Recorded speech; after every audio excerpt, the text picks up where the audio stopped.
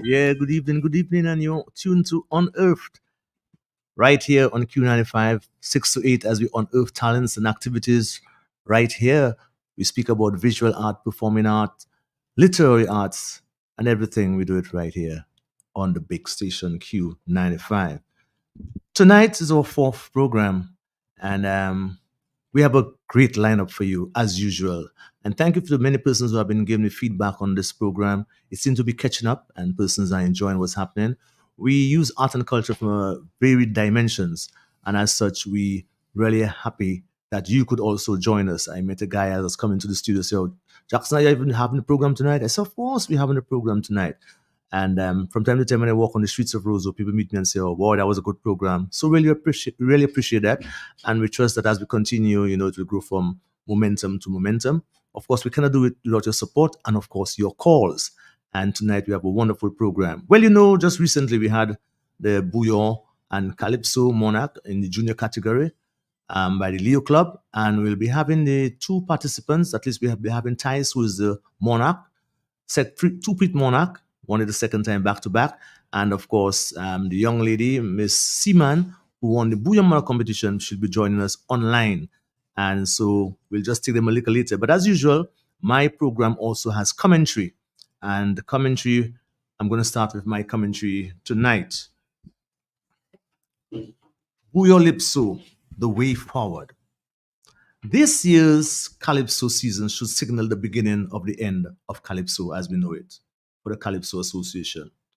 It should be quite obvious, with my generation quickly disappearing, that the taste buds of consumers are changing and Calypso is no longer palatable and must be rechristened or rebranded, as marketers would say, to suit the growing demands of the youth, today's consumers. Never before has the Junior Monarch had greater crowd participation, more than the Calypso quarters, and rivaled that of the semi-finals. The Leo Club, as a youthful organization themselves, saw this coming last year and resorted to Calypso Bouillon Monarch competition so as to garner greater participation by the youth. Guess what? It worked. The song Brooks, and probably to a lesser extent, Cut Them Off, created an excitement which resulted, I think, with greater patronage. Moreover, the schools were targeted by the Leo Club and Portsmouth, the perennial rivals of Roseau, supported fiercely with their busloads. Their participant eventually won that leg of the competition. SMA and the convent was also well represented on the ground, while the Dominica's premier group, the Signal Band, I notice I did not say Triple K, I say Signal Band. I think most people are saying, no, Signal Band is the signal, is signaling the way forward. Served as backup and represented and showcased their own songs with the dynamic duo of Shelley and Triller up front. Fantastic. The message to the Calypso Association is to embrace Bouillon as a product of the Calypso Bouillon Lipso. The seasoned writers as Pat Aaron, Pelham, Tim Dura, Hunter, and now the youthful Shelley and yours respectfully must assist in the writing and lyrical content while fusing the rhythm, and the Fred Nicholses and Peter Lita must help with the arrangements. As a matter of fact, I was quite impressed with the lyrical content of the juniors, who took up issue with Domlek, called for the promotion of bouillon as a product and lamented on the economic conditions in Dominica in the popular rendition Brook, which was beaten to second place by Portsmouth School's representative Chavez Simon with another crowd favorite cut them off. Moreover, Trilogy seemed to be on a collision course once more with King Dice, as his nasty business hit song is picking up momentum. As to whether he will hold back the lyrics of his next song, as he strategically and successfully did last year, is left to be seen. However, he has already disclosed that his next song is going to be directed on the preacher who is going around exorcising spirits. As the good writer he is turning out to be, there are loads of approaches one can evoke with this topic, and so the public awaits with bated interest as to what approach would be taken. Is there another twist, aka nasty business, or dictatorship? We don't know. Calypsonians would also do well to listen to JD by not being a party man. And the hunters, scrunters, and now the caressers of this world are prime examples when one compromises their art.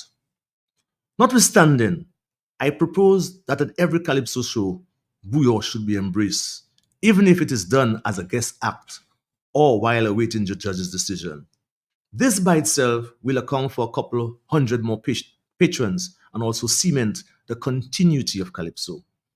Furthermore, if Bouyon artists recognize that lyrics carry the most points in the competition, they would be forced to conform to uplifting lyrics as opposed to spewing mere chants or nasty business, which may not see them past the elimination.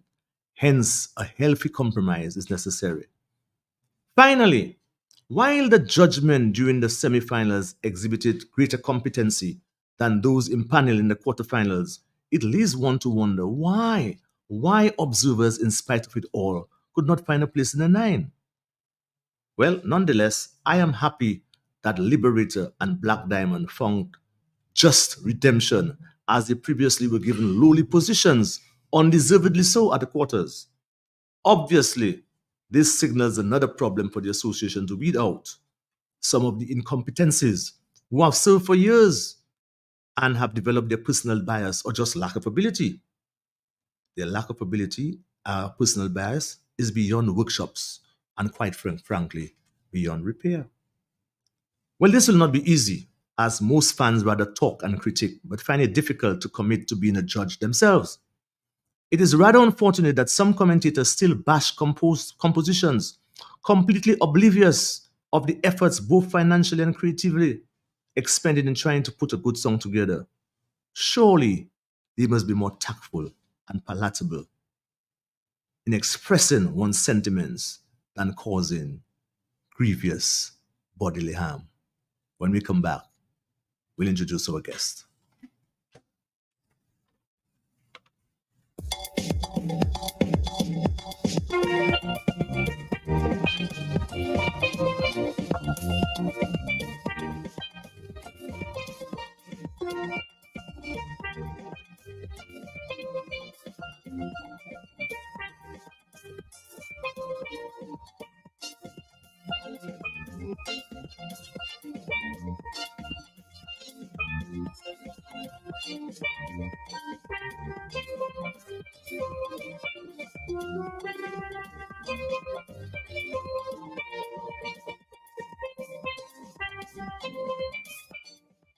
Hi, good evening, Miss Simon.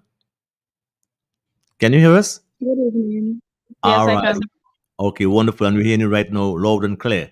We have some great men we're going to speak to tonight, and we'd like you to maybe stay on even after you make your contribution because we have in the studios, apart from your compatriot right here, we have the man Tice, of course, Mighty T, which obviously I served as writer for, and I was quite impressed with your performance in the Junior Monarch. And you must have heard my commentary here, bigging up the Bouillon Monarch led by the Leo Club, and I see one of the members, the executive members, stepping in there, shoving there, stepping in. Very good and wonderful show, and you were very impressive also, and you walked away. You beat our SMA guy, lady. That was good. Cool. Yes, yes, yes, yes. My heart is still hurting me, but we love you, and we're happy that you are here. We wanted to take both of them, but I mean, you beat us to it. So we're happy to have you here tonight on Earth, and this is a new program we have. I hope young person like you can now and then listen to the program. We have it happening every Tuesday from 6 to 8 right here on Q95. You can always tune in and listen. It's on Facebook also.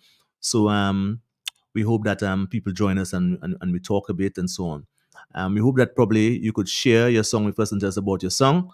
And later on, we're going to be speaking to Mr. Ken Robinson and, of course, Mr. Mark Murray. Now, those two gentlemen have been the pioneers of recording music in Dominica. And for you younger people who don't know anything about it, I got my first opportunity to record in Ken Robinson's studio. I used to play for the RSG band. I used to play for a couple of the groups, and so I used to be called Steel Pan, yes, Steel Pan, yes, Phase 5, and so on. And my first opportunity to record. So have many persons. Their first opportunity to record was there. But we'll talk at length about that a little later. Just want to tell you that we have some big things coming up in the next couple of weeks, you know. Well, we have the Greg Breaker. Could you believe it? The older people know about it. Ask your family members about it. Greg Breaker was one of the greatest performers in Dominica. He also performed with the Hot Chocolate, the Gaylord Sport Union. I mean, you dare not name a band Gaylords now because you know gay is something different. In my time, it was to be happy and, you know, excited, but now gay means a different thing. But we had a band called Gaylord Sport Union, which Dennis Joseph headed. And we had a dynamic performer in the person of Greg Breaker. Now, Greg Breaker won the crown in 1967, and he came in just after my father. My father won in 63, 64, 65, somewhere like that, and he came in after and he won the crown twice. And I was just a little boy, so I've been around for a little while. I could not go to watch them perform in those days as we were around 3 and 4 years old. But I know of Greg Breaker when I actually saw him perform in the I think it was in the Windsor Park at the time. I saw the Gaylords perform a few times. This was the greatest dance band in the Caribbean in their time. As a matter of fact, there's a story which goes where, not a story, it actually happened. I had an interview with Dennis Joseph, and he was mentioning to me that there was one time that they went to England to perform, and Bob Marley and the Wailers were the opening act for Gaylords. Would you believe it? Bob Marley and the Wailers was the opening act. So much so, just after that, Fitzroy Williams composed the song "Hit Me with Music," and then there's a thinking that, well, probably Bob Marley heard that song while the reason why he made his own "Hit Me with Music" also because Bob Marley also had a song. Um, when the music hits you, you know, you feel no pain. And that came just after that song was composed. But of course, we know Bob Marley is a great composer and good mind think alike, but that was the thinking at the time. But basically, you know, just to show you that that band went a long way. And of course, the lead vocalist continued even after the band disintegrated. And he was part of the group called Hot Chocolate, massive group here and in the US. And of course, it really made waves around the world. And guys like Mr. Robinson, I talk later, will tell you about those groups and in the process. But what we're here to do, and before so that we can get the young people, you know, set a little impetus to our program. And we want to say good evening to Mr. Tice. Good evening. Good evening. And of course, you, Miss Simon. Already said evening already. Miss Simon, you're there first? Good evening. Okay, good evening. Tell us about, first of all, let's start with you, Miss Simon. You are now the Bouillon monarch of, well, I have to say Dominica because that's the only Bouillon monarch competition we had, although it's a junior competition, but that's the only Bouillon monarch. We don't have a senior Bouillon monarch. I know we tried this some years ago, but it didn't really work out quite well, you know, but now it might be a different story. So basically, who composed your song in the first place? Makena Victor, a teacher from my school. Oh, another lady. Okay, so the ladies are running things now. Miss Victor, well, congratulations. That's wonderful. What spurred you on, for instance, to get involved in the Bouillon Manor competition? I mean, normally you find that is a premise that you normally find young men. What spurred you on as a young lady to take part in the Bouillon Manor competition? Well, often we only see, as you said, males singing bouillon, and I feel that females or girls can do everything a male can do, so I just wanted to sing bouillon. Right. So do you listen to people like Carlin XP and those persons who are into the bouillon genre? Yes, I do. I love listening to Colin Okay, XP. wonderful, wonderful.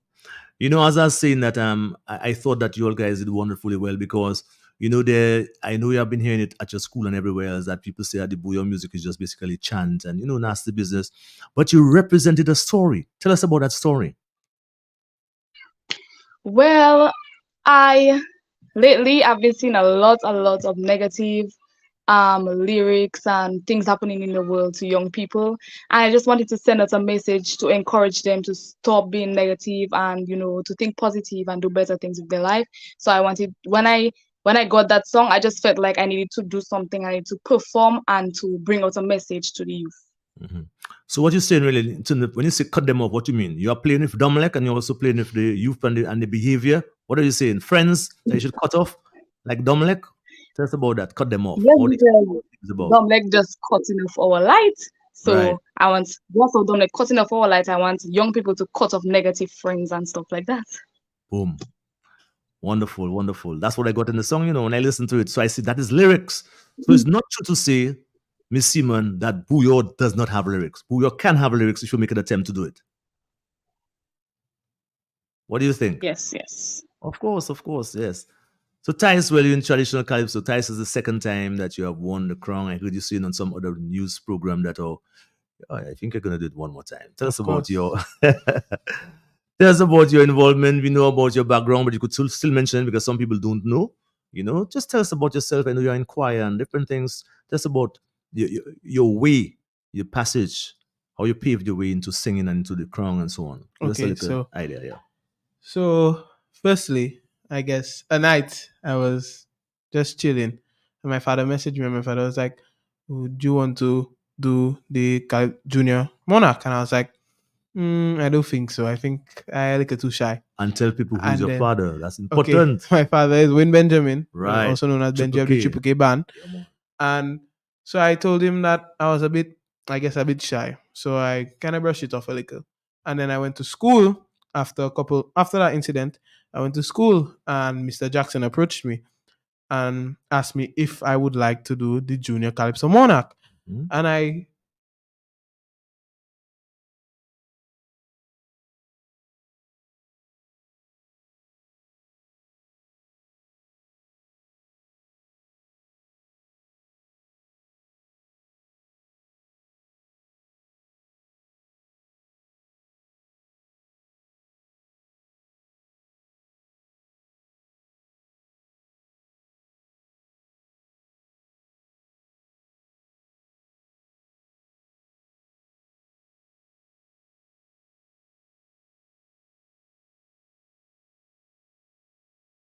Jackson laid down the base on it and I went into the competition and I emerged victorious. Right.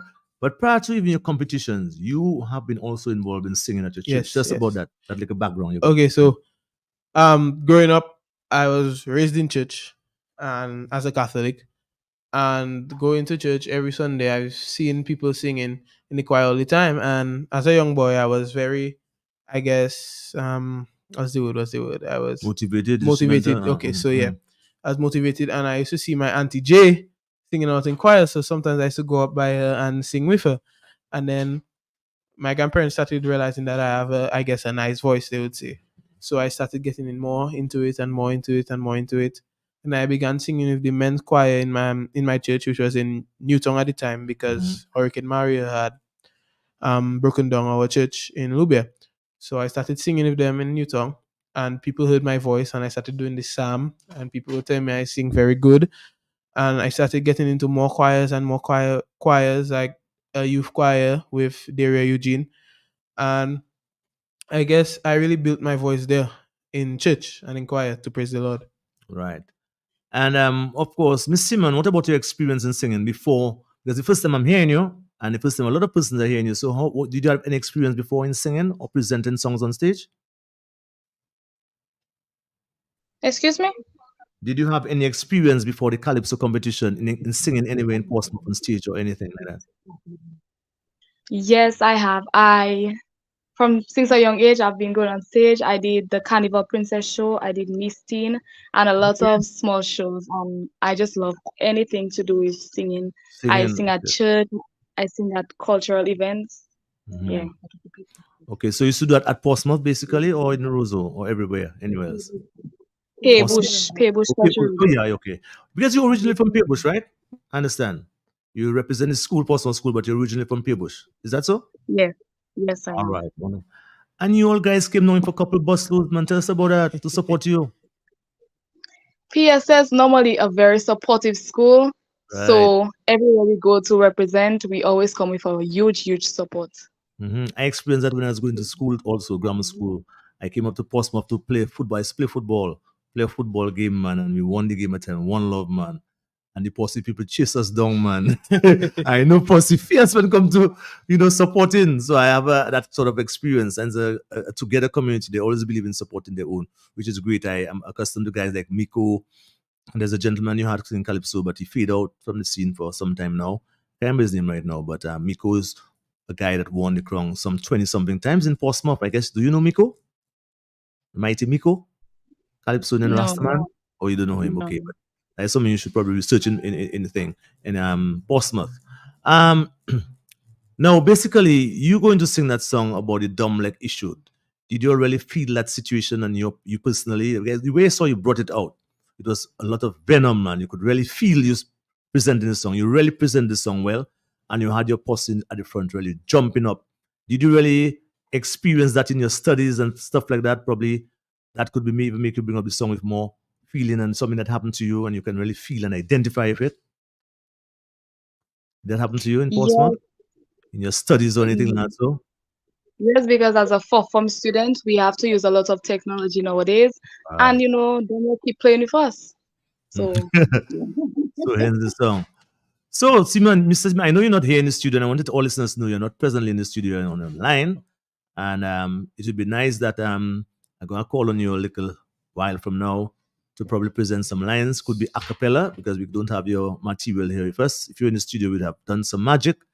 But of course, probably could present a little a cappella to let the people hear what you, and let you compose yourself a little while I go across the ties and think of your lyrics and to present it for us on air to give us an idea. One or two verses, maybe like a chorus to give us a feel of what your sounded like, for persons who are not at the Calypso competition. So Tice, I think it's a good time now. I should ask our DJ to present and give us some background music to your song. And what's this entitlement of the song? What's the song is entitled? I come back. I Come Back. And you are here, Thais. So, Of course. yeah, right here. So, let's take it away, Thais.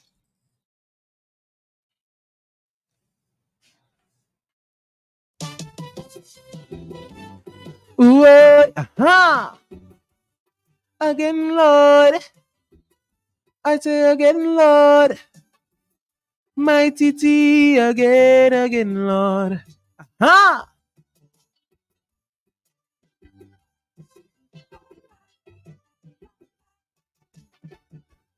Last year I wanted to go overseas, complaining here you cannot achieve. I went to the US where grass is green, and I got a rude awakening. As soon as I land, people busy. I say, yes, this is the land for me. Only 2 weeks in the big land. All I need is gun, stabbing and bomb. Aha! Tumbe, papa tumbe. I come back. My T, so it's only now I see my mistake, Lord. I come back, kidnapping, murder, and rape, Lord. I come back, everywhere you turn, your life is at stake.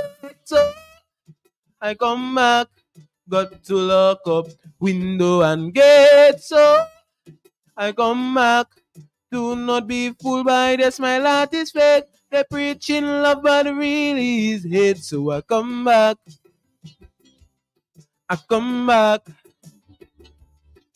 I can no longer tolerate. Sorry, dear, I made a mistake. Oh yes,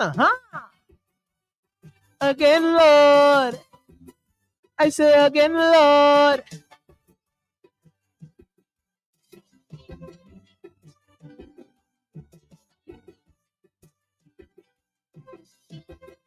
Hear me now. Air conditioning car and in house, scared like a mouse, cannot breathe out. When the light turn green, cross the street and do it fast, cause you might get it. No vary like the girls in the air. that whining and posing on the highway. And as a black, don't feel welcome. Remember you in the land of Mr. Trump. I tell you, oh,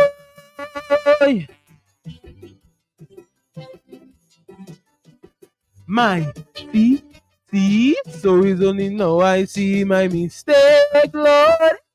I come back, kidnapping, murder, and rape, Lord. I come back, everywhere you turn, your life is at stake, so I come back, got to lock up window and gate, so I come back. Do not be fooled by the smile that is fake. The preaching love, but really is hate. So I come back, I come back. I can no longer tolerate. Sorry, dear, I made a mistake. Oh yes, I say I come back. Oh yes, I come back. Mighty T again, again, Lord. Aha!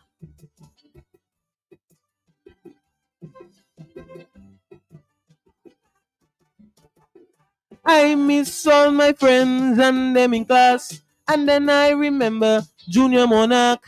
Fed up with police siren, always screaming. No booyah or calypso blasting. Then I hear the PM call for reset. I say, mighty T, you better get set. In America, not one more day. I coming back to my sweet, sweet DA. I coming home, I coming home. Just look out for me because I coming home. I coming home. So it's only now I see my mistake, Lord. I come back, kidnapping, murder, and rape, Lord. I come back, everywhere you turn, your life is at stake. So I come back, got to lock up window and gate. So I come back. Do not be fooled by the smile that is fake. The preaching love, but really is hate. So I come back. I come back. I can no longer tolerate. Sorry, dear, I made a mistake. Oh yes, aha! Again, Lord. I say again, Lord. Mighty T again, again, Lord. Aha!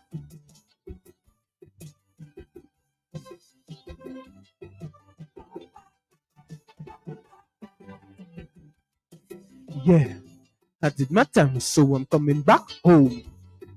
So it's only now I see my mistake, Lord. I come back, kidnapping, murder, and rape, Lord. I come back, I come to correct dumb like mistake, Lord. I come back, I come to bring back light in the state, Lord. I come back, I and my father Benji going to marry. So I had to fly home immediately. So I come back, I come back, I come back for the monarchy. I come back for my crown, you see. I come back for the monarchy. I come back for my crown, you see. Yes. Yes.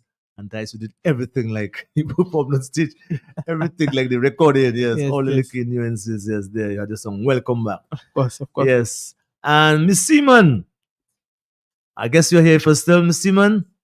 Can you string some Yes, lines yes. for us so that they hear the fans? Well, of course, I want to apologize on your behalf because you had to be here, but of course, because you live at Paybush, it was kind of difficult. So we are happy that you could join us online, at least share some of your thoughts, and we could probably take a little bit of your song now.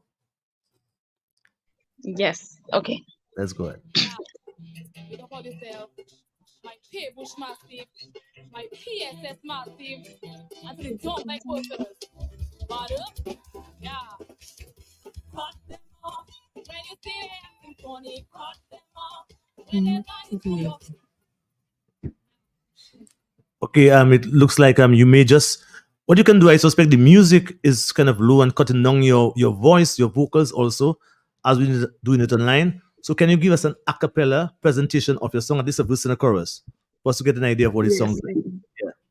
yes. Mhm.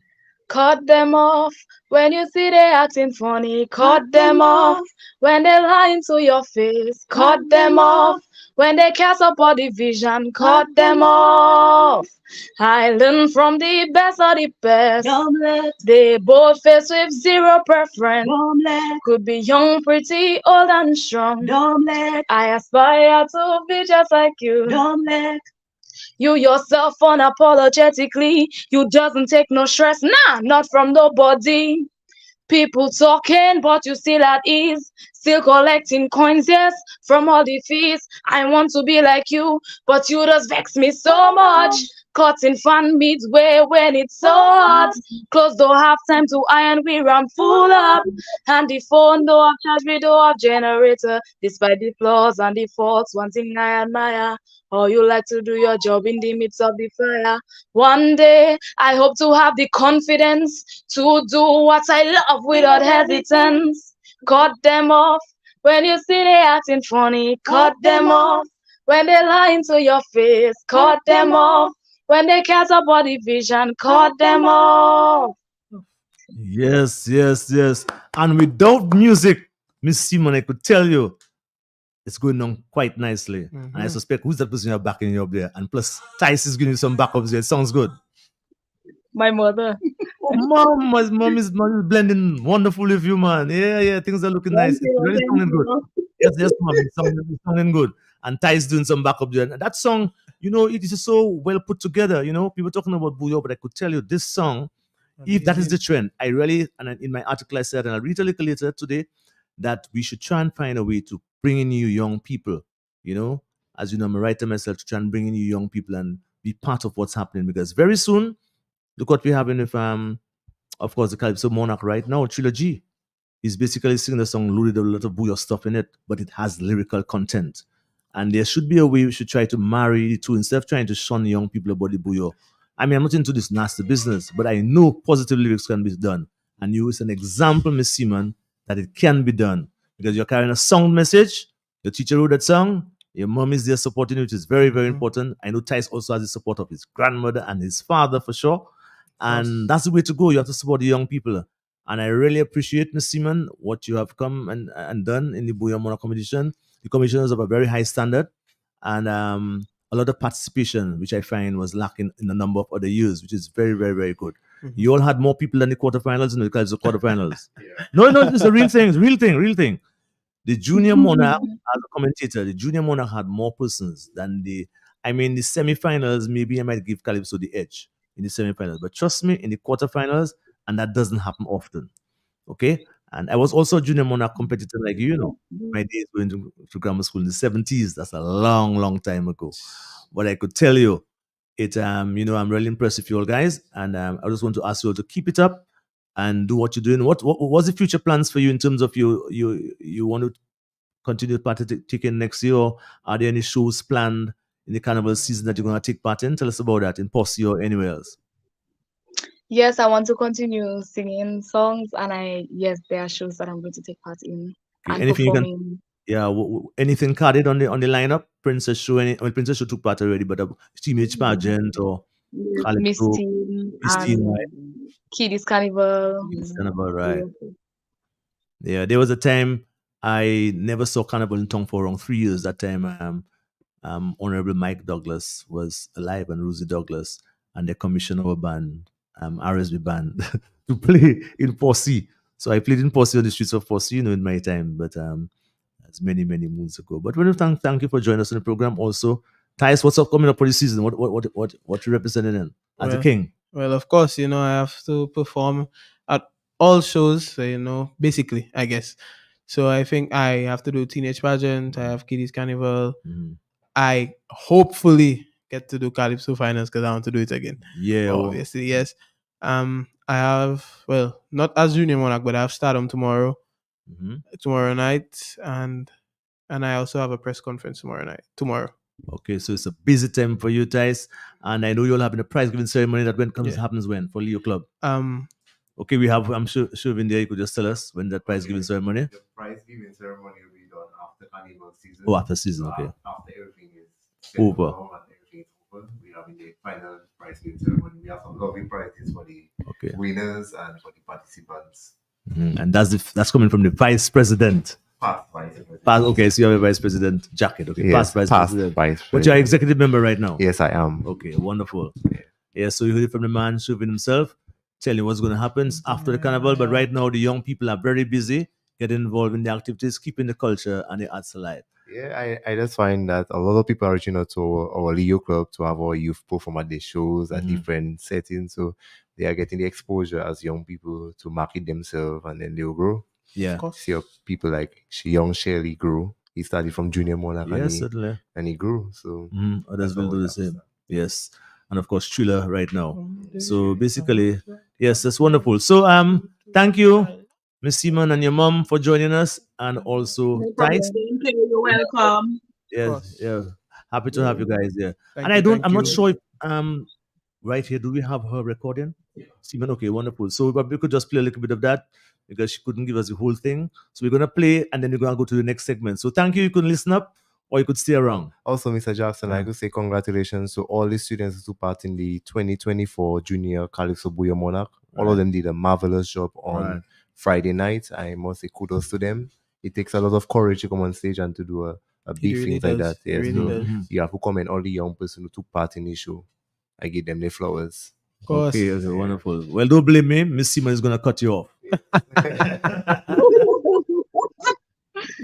Cut them off. When you see they acting funny, cut them off. When they lie to your face, cut them off. When they care for the vision, cut them off.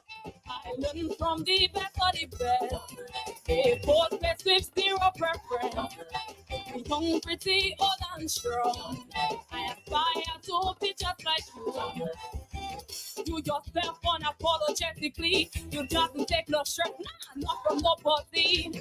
People talking, but you still at ease. Still collecting coin, yeah, from all the fees. I want to be like you, but you don't affect me so much. Costing fun me's way when it's soft. Just to have time to iron, we ram full up. At the phone door, chat with our generator. It's like the flaws and the faults, one thing I admire. How you like to do your job in the midst of the fire.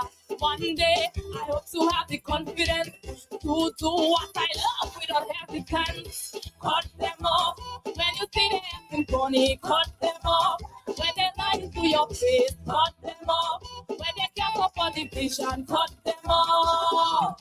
I learn from the best of the best. They both best with zero preference. To be young, pretty, old and strong. I aspire to be just like you. Make this be proof, it be my evidence. That I must make it fun with little friends. I can't be wrong, wolfing sheep clothing. Not again, cause where I am going is up, up, up like them big bugs. Going up, up, up, that is my goal. And I will not stop till I prosper, till I can afford a generator. Cut them off when you see they acting funny. Cut them off when they lie to your face. Cut them off when they care for the vision. Cut them off. I learn from the best of the best. They both best with zero preference. To be young, pretty, old and strong. I aspire to be just like you. Some leg. Don't know already. It's Moxie Sugar. Be telling you because of all the negativity, because of all the bad vibes from all your lives. Because this year is only up, up, up. We going. So stay positive, stay focused, and cut them off.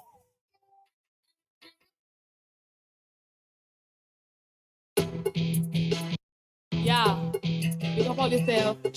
My pay bush massive, my PSS massive, and to the dump like workers. Yeah. Cut them off when you see they acting funny. Cut them off when they lie to your face. Cut them off when they care for the vision. Cut them off. I learn from the best of the best. A bold best with zero preference. Young, pretty, old and strong. I aspire to be just like you. You yourself unapologetically. You doesn't take no stress, nah, not from nobody. People talking, but you still at ease. Still collecting coin, yes, from all the fees. I want to be like you, but you don't stress me so much. Costing fun means way when it's so. Just to have time to iron, we run full up. At the phone door, chat with door generator. It's like the flaws and the faults, one thing I admire. How you like to do your job in the midst of the fire. One day, I hope to have the confidence to do what I love without hesitance. Cut them off when you see them acting funny. Cut them off when they lie to your face. Cut them off when they care for politician. Cut them off. I learn from the best of the best. A both best with zero preference. To be young, pretty, old and strong. I aspire to be just like you. Make this be proof, this be my evidence. That I must make it to turn with me to friends. I can't be wrong, wolfing sheep clothing. Not again, cause where I am going. It's up, up, up, like them big birds. Going up, up, up, that is my goal. And I will not stop till I prosper. Till I can afford a generator. Cut them off. When you see they acting funny, cut them off. Okay, cut them off. And we just had Miss Chavez Seaman, sorry, and from Paybush, who represented the Portsmouth School, who is actually the junior monarch, Booyah Monarch of Dominica. And we had Thais Faustin, Mighty T, representing the St. Mary's Academy as the repeat, two-peat junior monarch of Dominica. But now we're going to switch gears. And from pretty juniors, we're going to get to pretty seniors. Yeah, guys who have been in the business basically forever, and it's a good thing. So I mean, it's a great experience to be with Ken and Mark. I don't think I've ever been with Ken and Mark together at the same time, separately but never together. And it's for me, it's a wonderful thing. And you need to give us a photo, DJ, because not we never know what's going to happen tomorrow. But we're really happy to have this gentleman here. And like I told you last week, we're going to be speaking very casually, and I hope you can get some knowledge from what you have been saying. At one time, Dominica was not always like this, especially for younger generation persons. If you are below 40 years, you probably might not even understand what's happening there right now.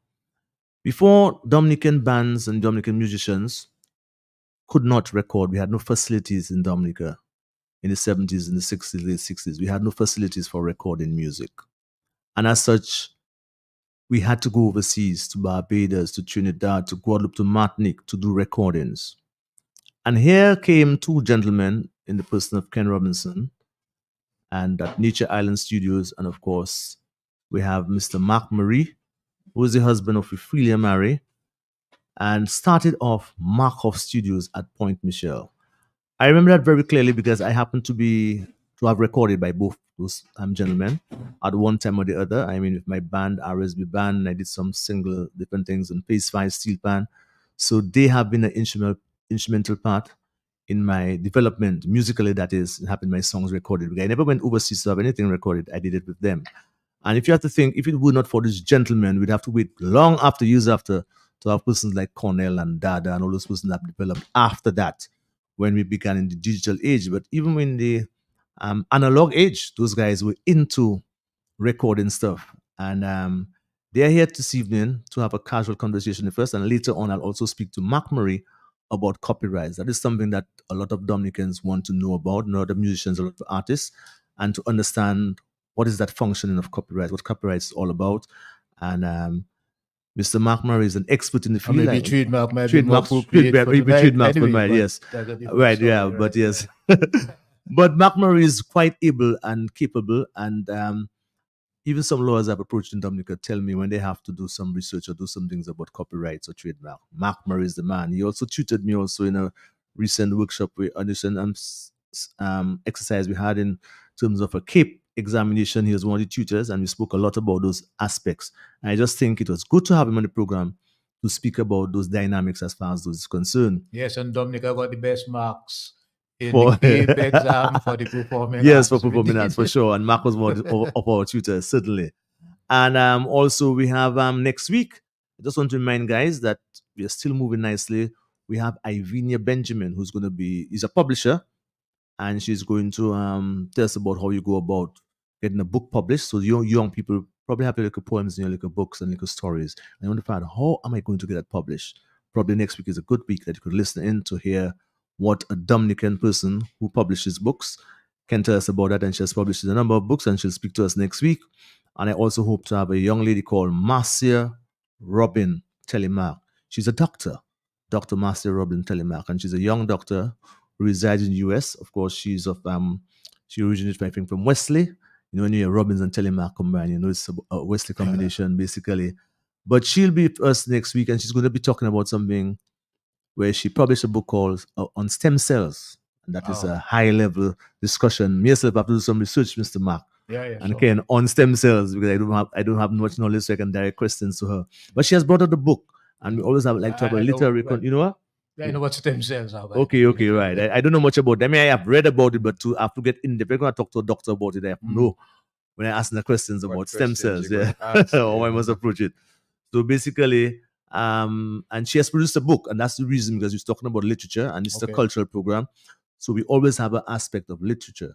So really, Ivinia Benjamin was supposed to be here today, but in last moment she had to change up. She could not come.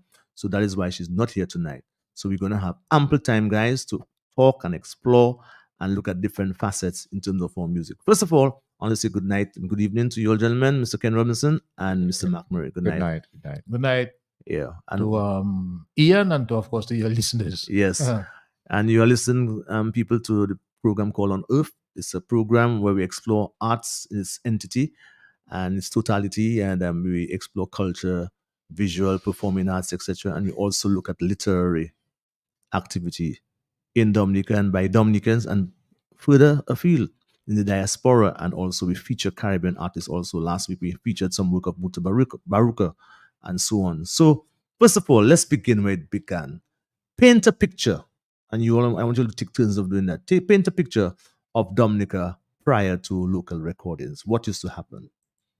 What was your experience? What you garner? What you know before bands that were existing at the time, the Swinging Stars, probably the Gaylords, or whatever bands were existing at the time, and what was happening during that time as far as music is concerned in terms of recordings? What do you recall? What do you know? Can you want to start? I can start. Yeah. Yes. Okay. Well, if we are talking about the 1980s or prior to that, we just do a little prior. Right. Because before 1980, music, there were a lot of bands in Dominica. At one time, I checked about 27 bands over Dominica, all starting in Cadas, which at that time was just being played, and there was no facility to record that music or any music for that matter. Those bands, for them to have recorded, they had to go overseas. Guadeloupe was one of the prime places that they used to get their recordings done, and Barbados to a lesser extent, and Trinidad. And the bands that are the big bands that existed at that time, like Swinging Stars, who has been there for more than 50 years, and has continued to be one of the prime bands in Dominica.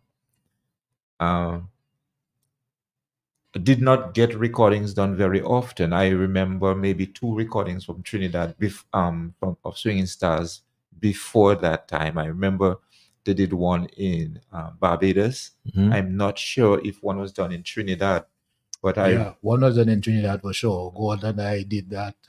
Grotto Brilli, Okay. In the 80s. Libelo Black. Yes, Grotto Brilli, yes. Right.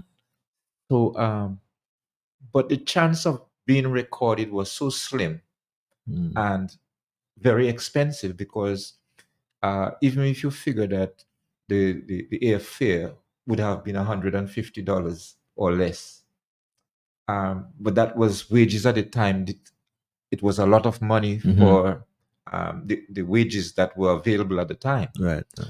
So it was very difficult for musicians and bands to get their material recorded. And then 1980 came around, and I got the idea that, well, I had gone to Trinidad to do a recording with Sifle Motai. Sifle Motai. Right. Sorry. Yes, yes. Thank you, Mark. Yeah. Sifle Motai, and later in Barbados in 1972, from 70 and 72, a recording in Trinidad and Barbados. When you say you went to Trinidad, were you a member of Sifle Motai at that time? Yes, I was Okay, a member of right. Sifle Motai. I was playing the Okay. bass guitar Bass guitar. on one recording, and I played the rhythm guitar, which was a box guitar at the time, right. on another recording. And my mind kept ticking off, and I was in little theater with Alwyn Bully and those people, and had done some work with Alwyn before 1980. So So before you continue, what recording you did with Sifle Motai Chorale? We did an Bakiti, album. Paul, Dominic Podno, you Yes, were part of that? All those, Okay. all the music that you hear Okay. now of Sifle Motai was done in 1970 and 1972. After that, Okay. Sifle Motai never did a recording. So you were playing guitar during that time and bass with the Yes, band? Okay, yes. I didn't know that. New to me. Yes. And Mhm. Sifle Motai evolved into Dominica folk singers, right. right? Which is where we started. I had told Alwyn to let us put a studio together, but that never came through. So I went ahead and did it myself. And in 1981, 82, I got the equipment and set up in my basement at my home to start a recording studio. Okay. So stick up in there, we go to Mark. I just want to find out why did you, before I go to Mark, I want to find out why did you decide a studio? Did you have dreams of being a studio just because you were a musician, you thought it should happen? Or what made you think what made you think of setting up a studio? Because you have dealt with many things in Dominica. What made you feel in the initial days you should go into a studio as a business venture, say for instance? I like to tinker in things. Okay, you like thinking things. Right. Okay. And I just thought, whoa, that's a big thing that could happen. And when I looked at the cost of recording, having to go to Martinique, Trinidad, Barbados, yes. those places, I just thought that it would make economic sense for a studio to start up in Dominica. Right. Because we had a lot of bands, and there was no venue, no place they could do a recording. Right. And as soon as I opened the studio, I opened the floodgates. Yeah. Yes. Because people just came in. Yes. Just came in. Yes. But the first recording I did was one for Dominica Folk Singers.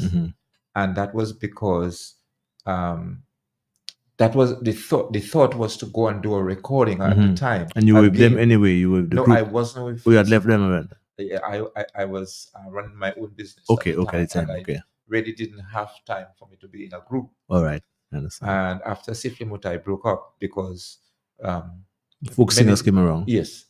So because of the cost, I thought it would be good as a business to start doing recordings. Now that is without any knowledge of recording. And it was a little intimidating, but I had seen Mark running up some. He had a console. Soundcraft, yeah. Mark had a soundcraft, and when I saw Mark, 1978, in the 9 actually, yeah. Yes, that was at the when Dominica became independent.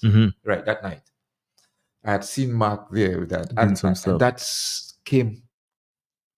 kept biting me, Okay.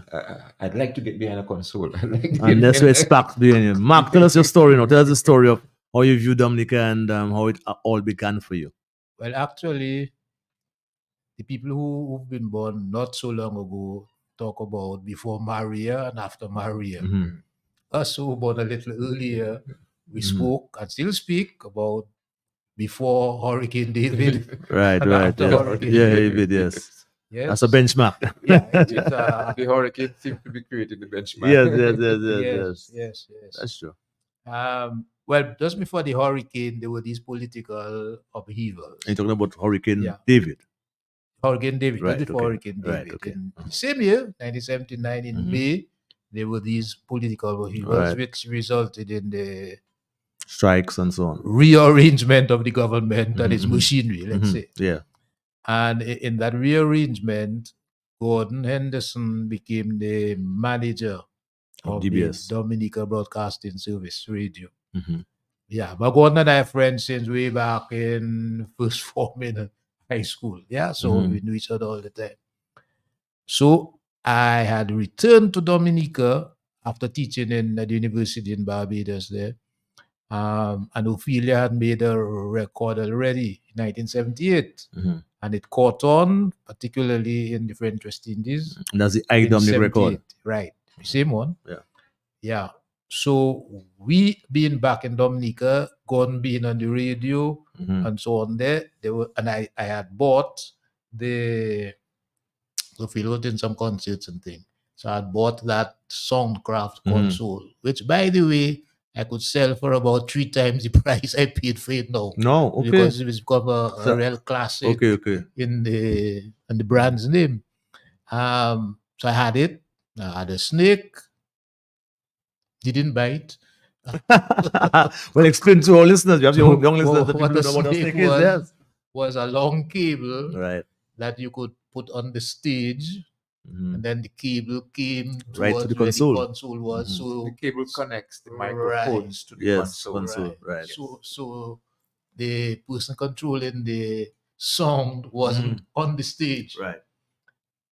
And half of the people used to come to Ophelia's show. That seemed to be what was most interesting to them. How come the people are singing on the stage and I'm making their voices go louder and softer and so on? I'm so far away from them. Anyway, so I had that. So I had the basic equipment to receive sound. I didn't have the equipment to record song beyond, everybody had a cassette player. So you could connect a cassette player and record whatever. Right. So Carnival, although we had this huge hurricane in 1979, in 29th of August, life sort of came back, normal slowly. And one of the things that came back was Carnival. So by the time the next year started, the idea that we should have Carnival was accepted as, although there was a hurricane, we can still have Carnival.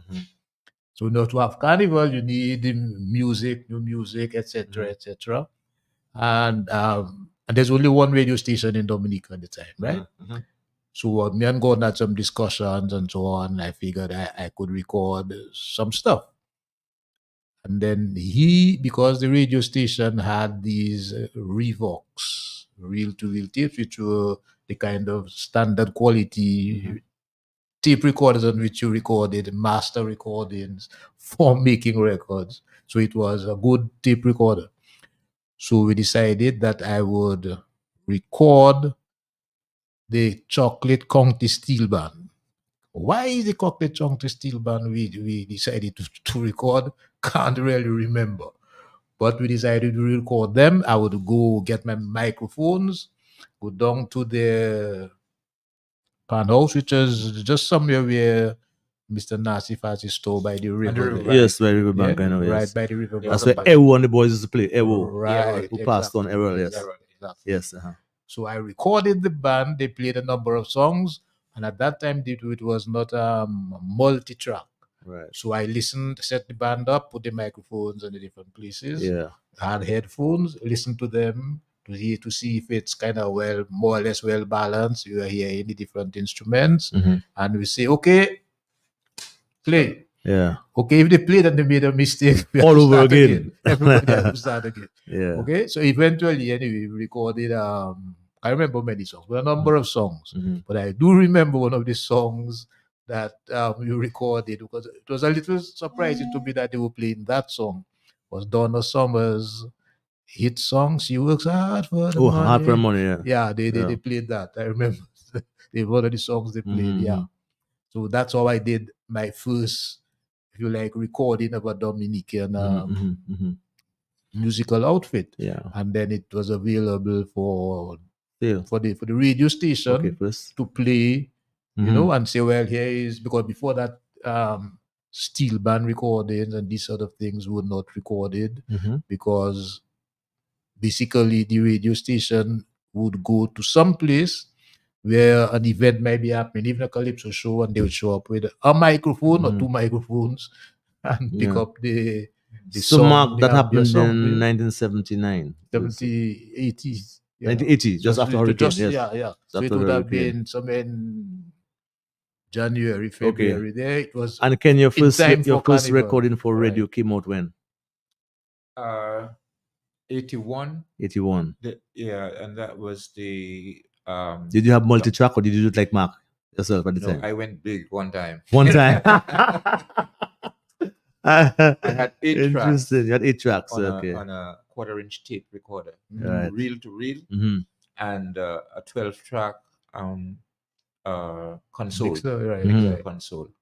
So you record into the machine, and then when you got all the tracks set up and ready, all of them properly recorded, then you reverse that from the recorder back through the console, mixed the music according to the levels that sounded good to you, and then directed that back into another recorder, which would be 2 tracks, because at that time all mastering was done on 2-track tape recorders. Which the whole world, not just us, the entire Oh, world. the world, okay, that's how it was in the entire world. Yes. Okay. So the 8-track came about. It was a Fostex. I had 2 Fostex. I remember the Fostex. Right. So and I mean, that did very well for me. We did like 3 years with that, but soon I was getting fed up with just where that could bring me, and we went into 16-track recorder. But I don't want to. Fostex again, right? Yes, it was a Fostex. Yeah. I don't want to rush ahead of things because I don't know what questions you have. Yeah, but- we come in. Yeah. So that was what happened at the time.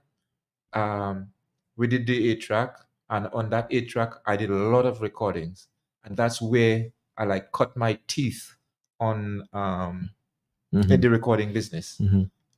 Well, you are a businessman doing many things at the same time, and I know in those times, of course, later on you brought in Radical, an engineer who did a lot of stuff in the studios during that time with a lot of bands and a lot of groups and artists. But you, Mark Murray, your experience after having done that, and you find it was a reasonably good adventure because we do not have that in Dominica, and so your first case was a steel pan, where you recorded a steel pan. Right. When did you actually started doing a band My next recording with vocals? which I think was, I don't want to get things confused. It might have been 81 or 80 itself, but it was Calypso. Calypso, okay. Yeah, because the Swinging Stars band was the band that accompanied them Yes. up till now. It's still the 81, band. another one, the crown in 81. With, Right. yeah, hold my head up high. So I can't remember which it is. And 80 was Spider. Or 81. Can't remember. All right. So we spoke with the Calypso Association at the time. I spoke with them, and they agreed, they would do a recording with us. And the reason I'm saying us now is because in the meanwhile, Lennox, Radigan, And Roy, Roy, right. some people just knew him as Radigan. Radigan, yes. But his full name was Lennox Lennox Roy, Yeah. and Radigan was his Nickname. Yeah. So he had the recorder, the same one, a similar type like what DBS had. Okay. So we said, okay, we can team up. You bring the recorder, I bring the microphones and the mixer and so on. And we spoke with the Calypso Association and the Swinging Stars Band, and we recorded the Calypso at the Swinging Stars place, which was called New Grotto. Yeah.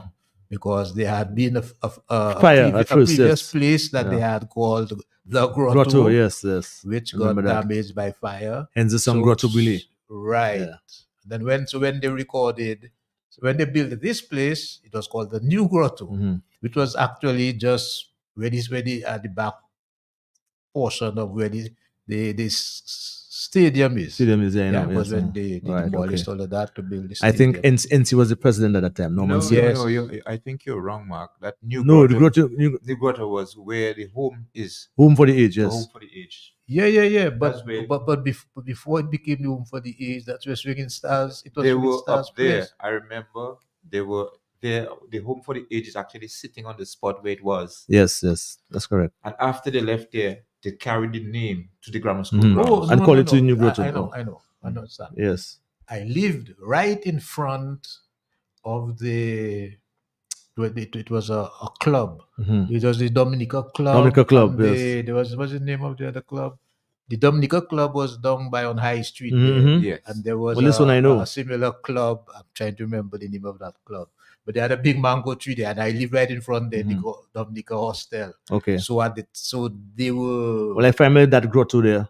And then when they change, yeah. they go across to where you see by Right. grammar school was the area So there. then that club kind of became not so functional. It was a gentleman sports club. Yes, they yes, would play yes. tennis and that sort of thing. Right. There. And they had a clubhouse. So over I think I period should of- just call it the Dominica Club. That's what it's called. r- no, the Dominica Club was another The club.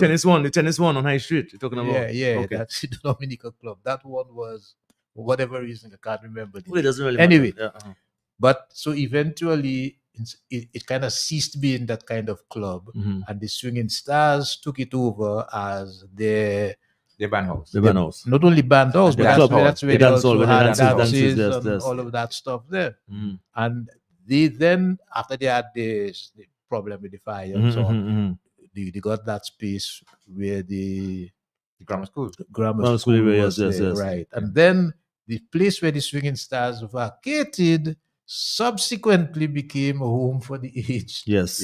Yeah, that's the sequence. Yes. Yeah. Right. Okay. So if people know Dominica history. Some people don't know nothing about Dominica history. I find. No, well, that's what you're here to do. Right. Share information. So yes. so we made the first recording there, and it was the same way, direct to 2-track. And I remember the drummer was Marcel Cruikshank. Yes, the late Marshall Cook. Yes. I'm not sure if Harry Roy had left the band already. Or if he No, I don't was think so. bass You're still player. playing the Harry was bass. in the band You're still. still in the band. Yeah. Harry Etienne. Yes. Yes. Right. He's the right. bass player. Yeah. Yes. And it was Norman and the Bing and Bing the other and, people yeah, on crew, the brass yes, and yes, so yes. on there. And one of the songs we recorded that became quite popular was a song for the NC, Humble Servant. Oh yeah. Yes, I hold you yes. very close to my heart. Yes. Right. That's a It big was- song. Yeah. It was very popular, Mhm. and they played it all through the carnival. Right. and After carnival and so on. So that's the same recording they're still using basically right now. Yeah. Yes. Yeah. Still sounds good. Right. Yeah. And so like I think each Calypsonian I think sang one song. So I think we might have had about 8 or 10 different Calypsonians singing. And the interesting thing about that recording was that it was made for commercial purposes. Yes. That we made at the time Cassettes. the dominant way people used to play recordings was cassettes. Yes, Cassette music. Yeah, so we made cassettes and sold to the public. Yeah. Yeah, I remember that. Yeah. Okay, so basically, guys, you tell us a synopsis of what used to exist before that and your first indulgence into the music and creating that sort of thing. A plethora of bands, as we know, Dominica in the 80s, I think we probably had the most bands per capita. Because I can remember in my time growing up as a young boy during those times, I just left grammar school. And almost every street corner you turned, there was a guitarist. Somebody could play. There was not much keyboard players, but there's a lot of guitarists, a lot of guys. Right. I remember this guy, Sandy. What's his first name again? Sandy, the guitarist. He lived right in my lane. I remember his first name right now. Peter Sandy. Yes. Peter right, Sandy. right. He was my neighbor, and he was the first person who taught me, I must say, to play a guitar.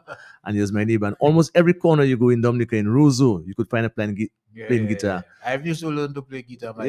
Yeah. So that when I got my first guitar for real, that it was a full 6-string guitar, normal guitar, and I found everywhere I go, everybody's played guitar. I took out all the strings from the guitar and I made it into a bass. That's why I came a bass player. Where I find everybody can play guitar, but nobody can play bass. Nobody's playing the bass. So I transformed my stuff during that time. We had around 4 bands that were called Black. We had Black Machine, we had Black Affairs, Black Roots, and there's another one. We had many bands, around 4 bands of Black, and then actually part of the reason we ended up with all these bands there has to do with Exile One and their success in the French West Indies. Right. Because Exile One kind of really get going 73, 74. And as Gordon always says, they didn't start off deciding to play a kind of music called Colors. Yeah, I did that thing for them. Yeah, it was accident by accident. Yeah. So they were basically playing what Dominican bands played, which was at the time some American music, some Latin music a little bit, and calypsos, because we played a lot of calypsos that we heard on the radio from Trinidad, especially Sparrows, calypsos. Yeah, so that's basically what they were playing.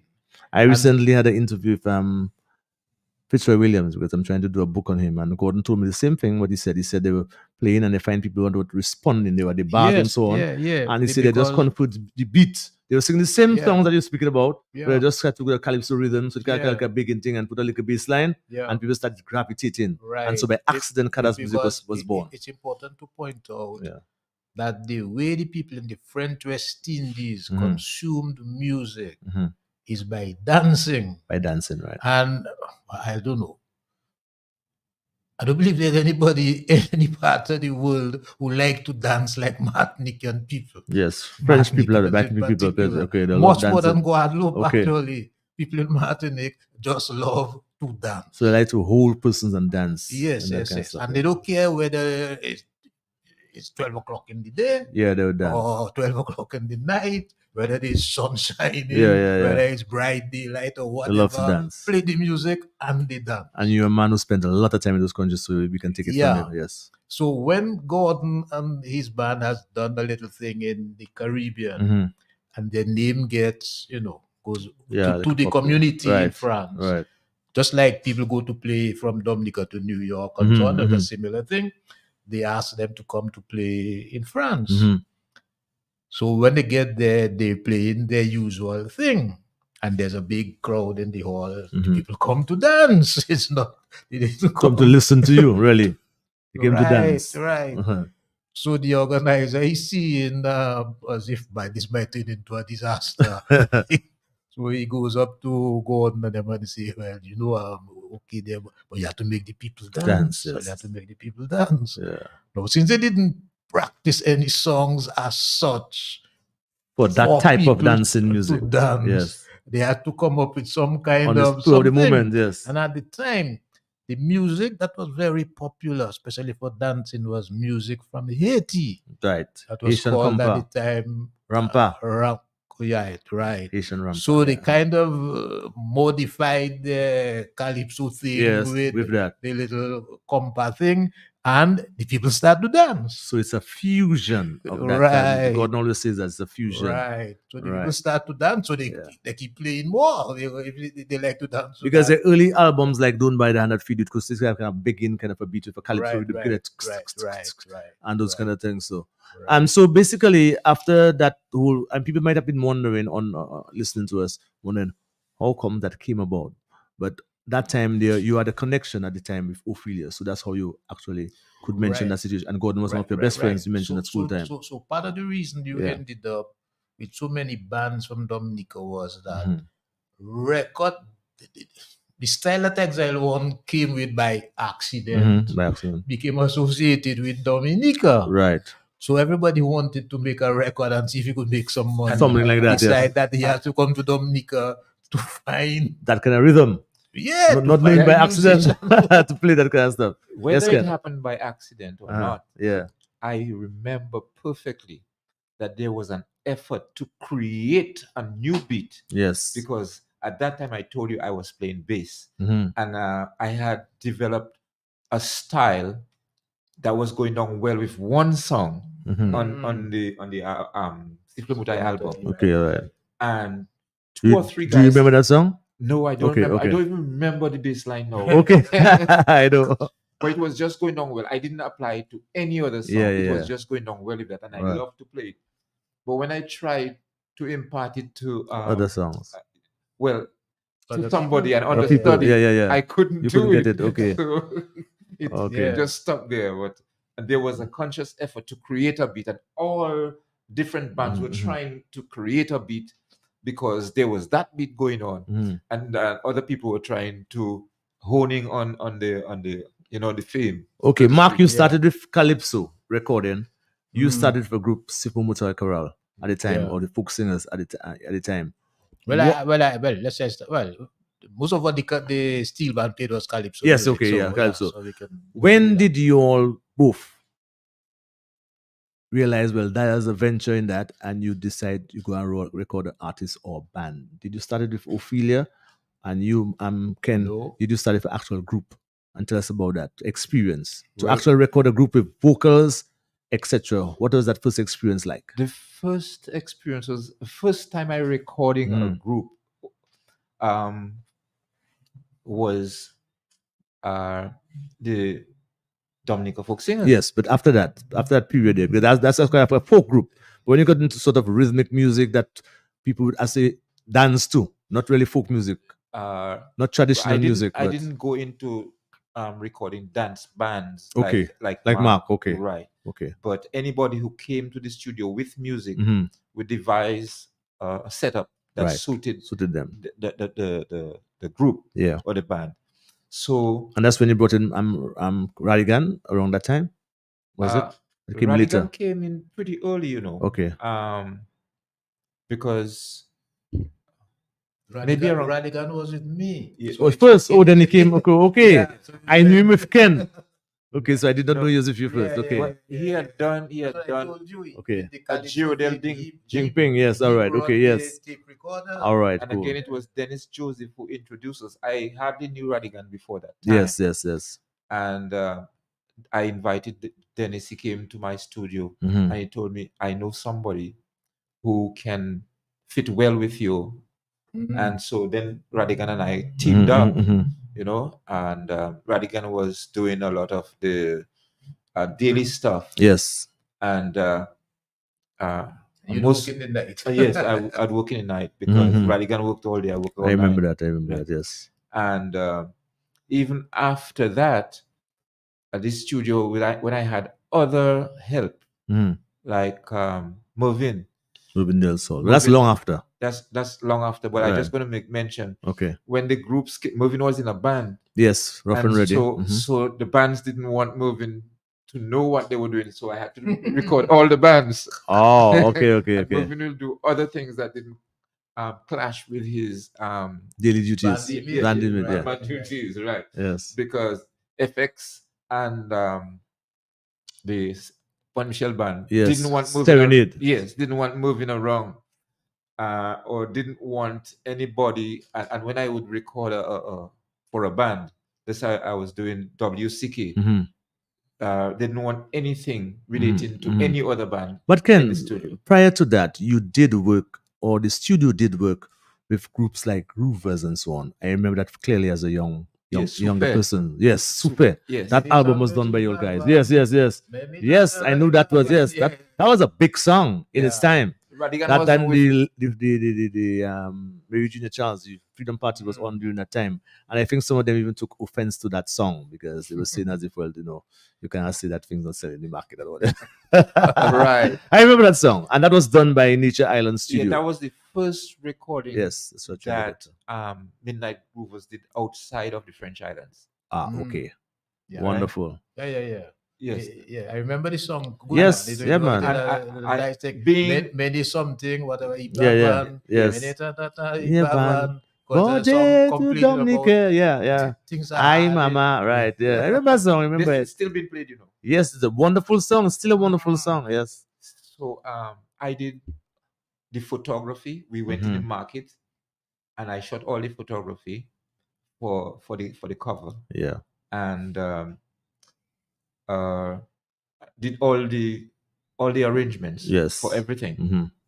Totally. And when that record came out, in 2 weeks, I sold 1,200 cassettes. I'm not telling you no. That This had was a never masterpiece. That is a that had masterpiece in never Dominica. happened in Yes, Dominica yes, yes. before that time. And you must tell person that those days were cassettes, as you mentioned, and vinyl. Yes. That's what people basically use. Well, the thing is, at that time, You might not- although vinyl was still... Yeah, you could show it because it- we have you Facebook might fans there. Yeah. Yeah. Although- This is the third record that was made at Nature Island Studio. Mm. And there was one with Pat Aaron. Mhm. Oh, it wasn't Pat Aaron's song, but it was Julia Aaron's song, which Pat had written. Oh, I remember. Bring a little love. Yes. That was the song. I remember that song. She won the Dumb Festival, that song. Great, that was true. Yes. And that was done at the same time with this record. Mhm. And just before that, I had done the Dominica Folk Singers. Mhm. So Who did NC and Pat combination? The other thing they did together. NC and Pat did a recording together. I'm not. I don't think I. Okay.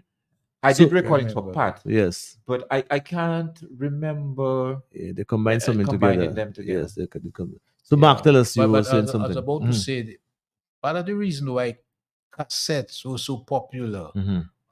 goes back to the hurricane, because most people had record players. Yes. And Got the destroyed. big vinyl records and some Yes. small ones like that. 45. But most of that got destroyed in the hurricane. Right. So when people restocked, they restocked with Cassettes. new stuff. Yes. So they didn't go back and buy record players and so on Mhm, again. mhm. Everybody went toward cassettes and so on. And the buses were a very important part of the whole music landscape. Right. Because when a guy bought a bus, before he reached by the licensing office, he had to pass by some place they selling The biggest- stereo Stereo equipment, equipment, yes, to yes. Biggest speakers. put his thing and so on there, and then he go in and license, Yeah. because it was important for the customers. Mhm, mhm. Know if your thing not sounding up too good and so. Yes, well, they yes, don't want yes. to Don't ride do the with bus. you. Yes, yes. Yes.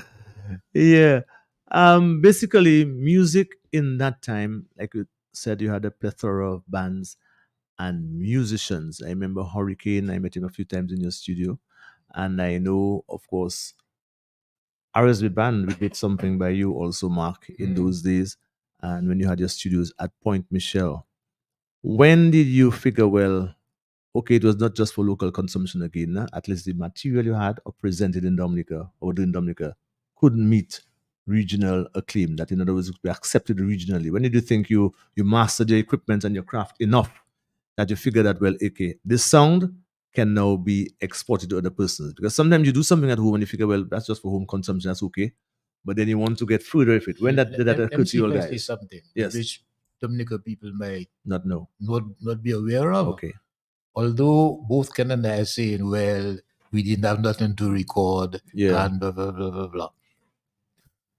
But in the OECS, Right. nobody had anything to record. And okay. we were, in point of fact, in the OECS, the first ones had something to record. Okay, so here we are, guys. Yeah, You're and I the pioneers. remember when I took my recording of the calypsos that I had done there on Mhm. 2-track to St. Lucia, Right. Boo Hinkson, who everybody great knows, Boo the- Hinkson, of course, guitarist, jazz Uh, guitarist, Yeah, yes. you used to be in a band called True Tones. Two and tunes, so on and yes, so yes, two forth. tunes. And I say, listen to Dominica Calypso, and he was blown away. Mhm, So much so that when the time I got my 8-track studio, mhm. I assisted him and tell him which equipment to buy. And he buy the same equipment I had, and he started a studio in St. Mhm. Lucia.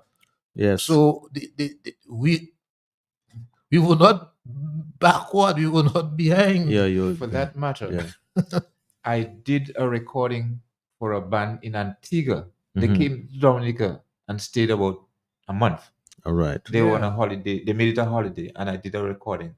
Radigan and I, Mhm. of course, Mhm. at the time, for a band called Prophecy, and the recording that I made for Groovers Mhm. that we were singing a while ago. Yeah, Sufe. Right. I engaged Dennis Joseph to go to Martinique and Guadeloupe Mhm. and Antigua to try and sell that recording. Mhm. Martinique and Guadeloupe clamped down one time. They didn't buy anything because they were not buying anything outside of Guadeloupe. Mhm. You know, Okay. They were trying to keep what was in the French islands and not to partake or participate Mhm. in anything that people were bringing into the country. Okay, when we come back, what we're going to be looking at, you give us the initial stages.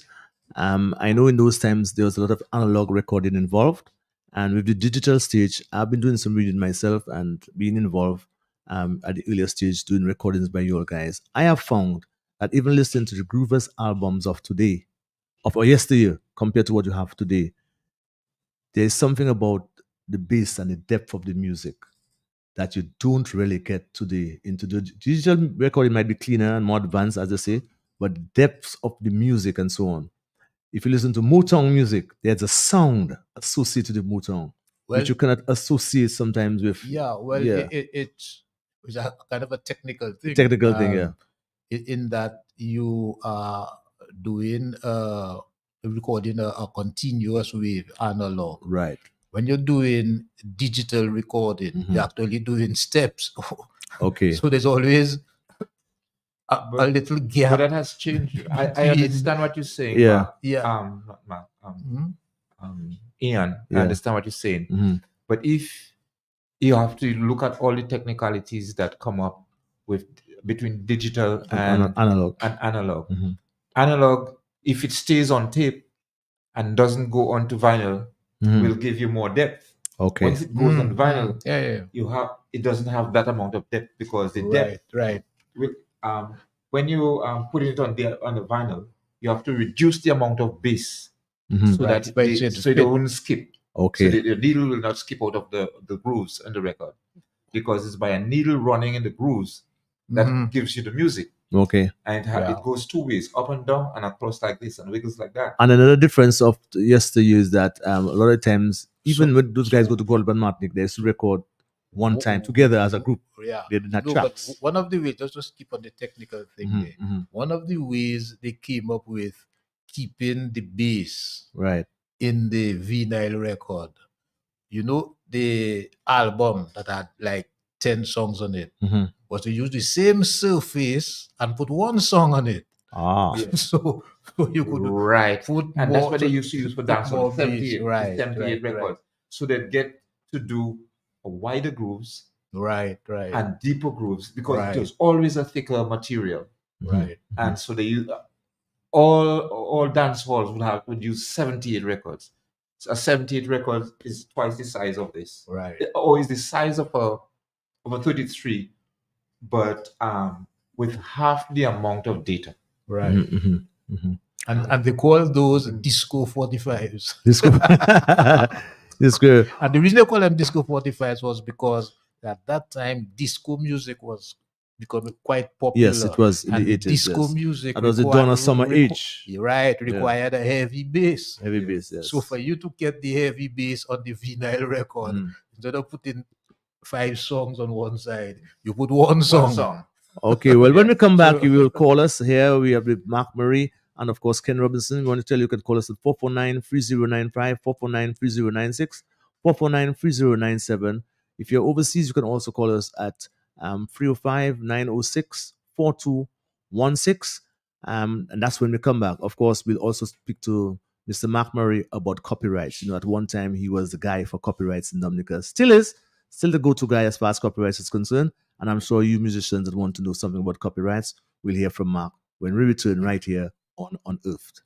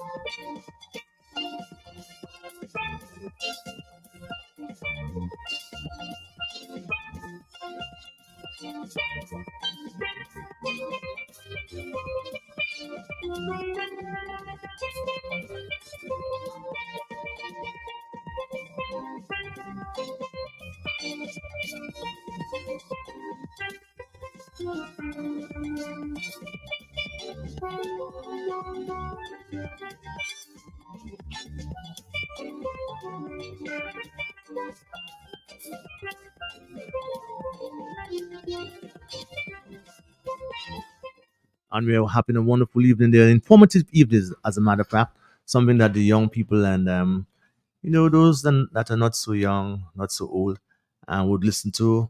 It's a very important part about our history in terms of our music, how it all began in terms of recordings and so on. And the two most knowledgeable and those guys who are practitioners in the art. We have a caller right in line. We're going to take the caller. Good evening, caller. Welcome to Unearthed. Yes, Jaco. Yes. How come not now we could progress in Union Club? Which song? Union song? Union Club is always not now. Union Club. Oh, you Union Club. Union Club. Oh, yes, Union Club. Yeah. Okay. Yeah, thanks for that. I couldn't remember the name. I'm talking about the club. Yes, man. Yeah, Thanks, Muku, for that. yeah. Thanks. I get the voice. Yes, man. Thanks, All right. man. Yes, sir. Yes, so just want to remind you, you could call 449-3095, 449-3096, 449-3097. And also, if you're overseas, you can call 305-906-4216, 305-906-4216 to join us here on Unearthed. Music in Dominica, very interesting history. And as you heard from Mark and Ken, even when we were doing it, basically, we were leaders not just in Dominica, but they were leaders also in the region as far as that is concerned. We have another call on the line. Yes. Good evening, gentlemen. Yes, morning. Yes, Good evening, guys. Good evening. Good evening. Yes. Good evening. I know who's that. How are you enjoying the program? First up, before you make your point, how are you enjoying the program? How is it reaching over there? The program is very enlightening. All right, thank you. Very good program. The one of last week was good. Yeah, thank you very much. And I enjoyed the young people you had this afternoon. Okay, thank you. When I heard the youngest child to won a Calypso crown, the age in Trinidad. Is that so? Yeah? Okay. Who's 9 years old. Won the crown in Trinidad? The junior monarch. The junior monarch. Frightened. 9 years old and listen well, to that's that great. child. That's great. I say, yes, I haven't heard it yet. What's the song about? Well, she was mother speaking about the way things are in the country. Okay. 9 years old. And I listened to That's that. Great. That's great. That's Yes, another Marshall in the making, man. Marshall won the crown around that age too, The junior crown, not the senior. Crown. Yes. We have some children. I listen to them today. We also had a 9-year-old, I think, Miss Esprit's daughter, who took part in Junior Monarch, and she's very good too. A lot of potential. That's from Maho. Right. Yes, she's good very too. Camille Esprit, I think is the name. Yes, anyway, gentlemen, very good program. But Moku beat me to it. The Union Club and our Union mango Club. tree was the mango shewi. Yes, sir. Thanks for listening, Rumlo. Thanks for listening. Yeah, man. All right. Yeah, cool. Yeah, so there's also another element which came when music was, we didn't have that in the time. We were not paying attention to it in the Caribbean. The whole idea about copyrights. Before we used to sell our CDs and our cassettes, as in the time, we used to go around, look, Ken, you mentioned that you sell some 1,200 cassettes. That was maybe a history in a record in Dominica when it happened, when you had Sufe from Groovers. Yeah. And, well, of course, cassettes is archaic now. And the reels, and so we had archaic. And even CDs are becoming archaic also, because everything now is flash drive or everything is online. Having the music channel online to the various houses online. And how has that, before we get into copyrights, how has that affected music negatively or positively in your view? Mark Murray, you are manager of Ophelia also. Well, how that has... Well, to start with, the first thing that happened was when cassettes came on stream, that created a huge avenue for piracy. Right. I remember that. That was a problem. From stuff like what Ken would manufacture, because you could then copy from the vinyl record, right, and copy to a cassette, which you could buy any store for $5. And I remember in those times you had a few issues of that in your time Right? as a Yeah, popular yeah. hits person. Yeah. Yeah, and people would be copying Record shops. We had a lot of Yeah, record yeah, shops in yeah, Dominica yeah. at the time. So the springing record up. shop would buy Yes. one from you, And and made then 100. they simply be copying for Yes, everybody yes, else who yes, wanted yes. wanted one. And So the- that The thing about it is that the people believe that when they bought a CD, not a CD, but a vinyl record. vinyl record, Yes. they own the music. Okay. Yes, they really thought that they owned the music, so they could do anything they wanted. And the recording. Yes. Sadly. I had that conversation many times. Okay. Yeah. So tell us about the development from that recording and the vinyl and now to what you have streaming on the various platforms. How has that benefited or negatively or positively? How has that benefited the music? Let me see if I give you a statistic in terms of the streaming. Because last week I was reading Music Business Week. Mhm. And they were saying there are 400 million songs on streaming services have never been played. 400 million songs has not been played. And when you say not played on the airwaves, on the radio. Nobody ever streamed them. Wow. They're sitting there on Spotify and nobody, iTunes, computer, right. but nobody ever play them. ever listened to them. So you are saying this to say? Saying this to say that the fact that it's available doesn't mean that it's been heard. It really hasn't changed the way the music business functions. Okay. And the music business functions on the basis of stars. Okay. So a star might have 1 billion streams of his song. Yeah, and everybody knows him, and he's going to get a fair amount of money from that. So how guys seen they had the whole mass of people who they had there, 2,000 hits and 1 million hits, and so what's that about? Tell us about that. Bring that into a million hit. Yes. You mean a song that sold 1 million copies? No. Say they have 1 million hits on Spotify or so forth. Yes. If you get 1 million, how do you quantify those things? Well, computer counting it. No, I mean, how do you quantify them for the artist in terms of the returns to the artist? Because I know. Okay, well, there are many different people who have to get paid in that as a result of that. The way Spotify in particular operates their streaming business, they say 70% of the revenue they collect goes to the rights holders, and the rights holders are songwriters, performers, and record company owners. All right. Okay. And then the amount each person gets, so the performer hardly gets is dependent on how many times his particular song was streamed in the accounting period. Okay. So, and it's because it's a accounting amount of money that's collected. Yeah. So you might collect $1 million from let's say 10 million streams. Well, you're going to divide $1 million by 10 million streams. Each stream will then therefore be worth how much? Or about less than a cent. Less than a cent. And Spotify has just implemented a new policy that unless your song was streamed 1,000 times, they haven't bothered to send you no statement. Okay, so I think what I'm heading to, I'm Ken also, is that do bands, and I'm looking at local bands. When I say local, I'm looking at local regional bands. Would you say this with the spotting coming of Spotify and those things, has it benefited our consumers or the artists in the region more than when we had cassettes and CDs in the days? Would you say really? I can't give you statistics, but I think it has not. Okay, because Mark, as what Mark was telling you, right, for sure, it has not. And in point of fact, during the time when you sold the records and so on and so forth, there, artists didn't get more money. Artists didn't get more money. No, because most people on sales get things kind of confused. Yes. Ken said he sold 1,200, yes, cassettes, right? Okay, here's what happened. For Ken to sell the 1,200 cassettes, he had to set up his recording studio.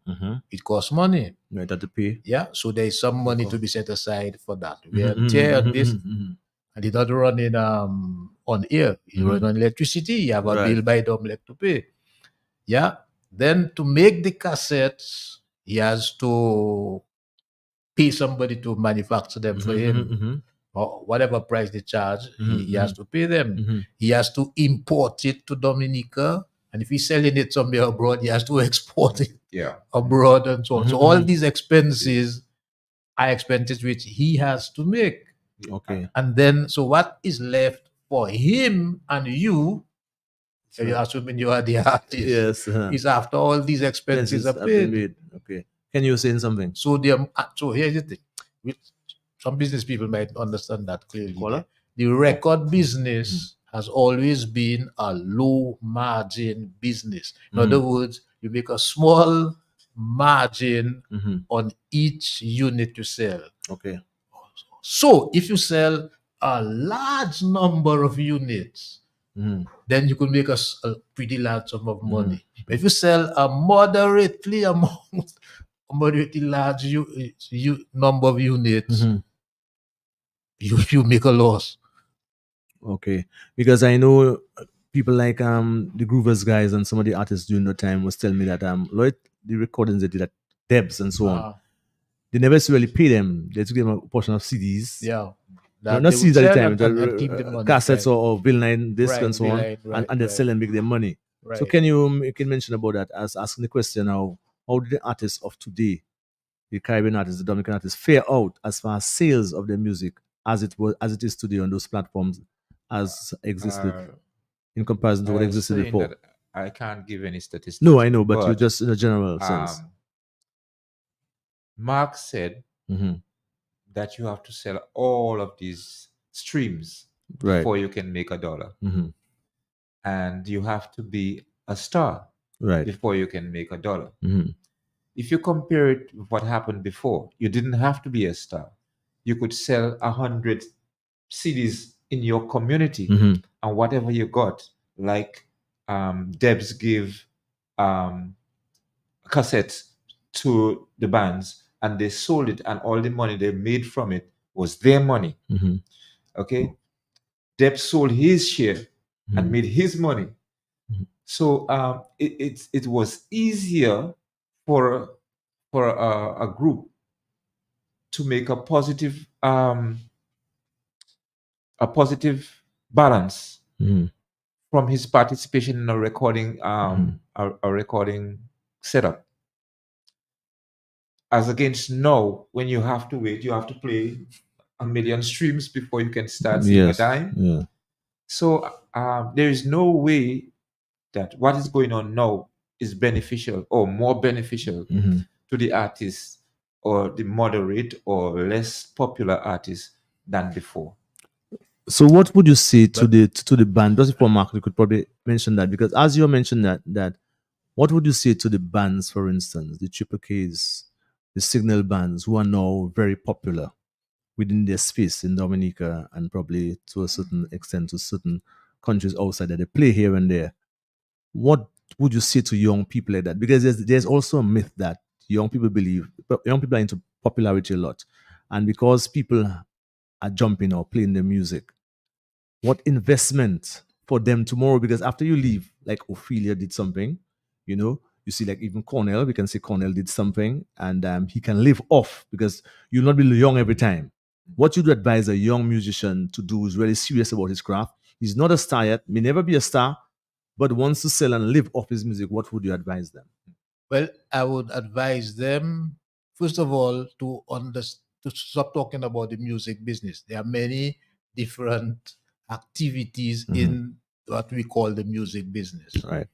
And generally, from the point of view of the people who are on the artistic side of things, performers and songwriters and so on, the person who stands to make the most money is a songwriter. Okay. Not the performer. Really copyright situation. Yes. Yeah. Yeah. There's a video of Ophelia that suddenly I see it come back on YouTube playing and so on there, called Meka Reste, party, ta ta ta. Yeah. Meka Reste, you see. Well, one time the French television people in the Francophonie were making a program. They wanted Ophelia to be in it, Right. singing that song. Mhm. Well, Ophelia was in it. She sang the song and everything, but I happened to be the person who wrote it. Oh. Got more than $10,000 for it. Well, now from you the see, television Mark, what you stations said is and very so important on. for young and, people and to know. Ophelia, Yeah. as the singer, Mhm. didn't get anything. Right. So that brings me to another question. The market are we presently, our most popular music right now in Dominica among the young people is the bouillon music, Yeah, right? sure. And in terms of market and profitability, I am not sure that they would reap that type of money you are talking about. How do they position themselves? Are we should be still maintain that we look closely at that market, the French market, or should we tailor our music in a particular way to be more palatable to where it really counts? It's not just about popularity, but about business. And what would you advise? Well, in that direction? the thing about popularity, let me give you an example about like malpalaying young people and their business, nasty or otherwise. The Rolling Stones Right. is one of the biggest musical groups make the most money in the world. Yes. Mick Jagger and Rolling Stones. In yeah. Germany, the Rolling Stones, when they were starting off, they went to Germany to play in Hamburg. A lot of the British groups just would go there and play there. And in Germany, the law said that people who engaging in artistic activities and so on who come to Germany to earn money, Right. that they don't have to pay withholding tax. Okay, so the person who hired the Rolling Stones to play, he paid them their fee, and according to him, according to the law, there is no withholding tax to take from their salary. Right. Therefore, because they are musicians, Right. the tax collector come to the concert organizer and say, "Oh, by the way, you had some fellas doing something here, and you were collecting money, and you give them money. So where's the withholding tax?" Concert promoter says, "No, there is no withholding tax. They're playing music, and the law says blah blah blah. No withholding tax. We assisting and promoting artistic activities." The tax collector says, "Well, I don't know what exactly they were doing there, but that was not music. Therefore, you must pay the withholding tax. Yes. Because whatever it is that It's they not were music doing as far as there they're concerned. It's not music. turns around, might say 10, 20, whatever years later, and Rolling Stones is one of the biggest musical band. producers. So and is the singers analogy and made that when you call it music right now, nasty business or some quarters, tomorrow Right. it might be just that Well, the yes. big song for another generation Yes. and might make some Yeah. more money. So that's the Yeah. point you're raising. Let me give you a Basically. bit of a funny joke. Yeah. You know, I live up at Copthall there. Mhm. So, you know, in some places the road is kind of narrow and there's a big cliff below and so on. Right. There. So when I go in home and I see these young children from Silver Lake and so on, I usually give them a ride. So I give these two children a ride. Both of them come and sat at the front seat by me. And I'm listening to the radio and they playing a Triple K song. So, you know, it's an automatic car. So you only need one foot to control the thing. Right. So I'm tapping my foot as we're driving along, and I'm seeing the children watching me, they're kind of mysterious. They're checking in the rhythm then. Checking the rhythm. Yeah. And so I ask them, "Oh, something wrong now?" They say, "No, sir, no, sir." I say, "Oh, okay. But you like that music, sir?" I say, well, yeah, what's wrong with it? But it's not for you. Whoa. Well, You know what I mean? yeah. Ken, as we even start about to wind down in our program, what you feel is the way forward for our music? Because we want tomorrow, we want to have examples for another generation to say, well, look, this gentleman did it with music, and as a result of that, is there scope for a young person to say tomorrow they can rest on the laurels with their music? And one time, remember, not because you're there, Mark, I spoke to Ophelia because she also taught me at school, in my last stages at school. And she was telling me at one time that most of her monies she make is not necessarily because of she being involved in enterprise or hotel or when she used to work with NDC and so on, is as a result of her music. Will we in Dominica see another person like Ophelia, another person like Gordon Henderson, that can live off their music, and what is the trend between should you take with respect to that? Are we playing the wrong music? Well, Ken say tomorrow, Mark said tomorrow that music might, some of the music we could now condemning might be big hits, like what happened to Rolling Stone. Do you share the view, or are you saying that now, as we live, can we tap into a market or create a certain new, or certain, I mean, I don't know if it's instrumentalization or what we should be do to our music, we think, to make it take it to the next level. Music has evolved over the years, Right. and for me to make that kind of prediction, I would have to have some kind of Looking glass? premonition. Premonition, yes. Crystal ball. Yeah, crystal ball. But musicians have to be more businesslike, and they have to follow the trend. When I started business, Why if they say the trend now is no lyrics and just say anything? no, they have to be able to see the trend ahead of them. Okay.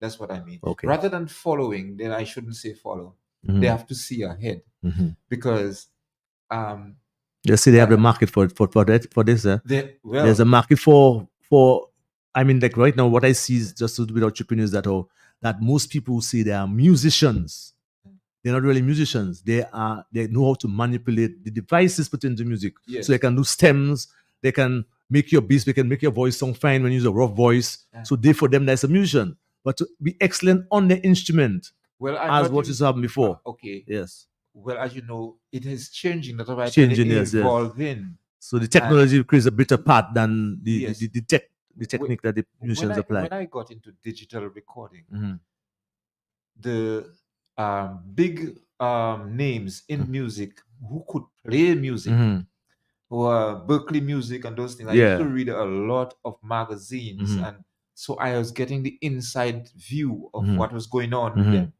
They condemned the music that is being played, the instruments that are playing the music now.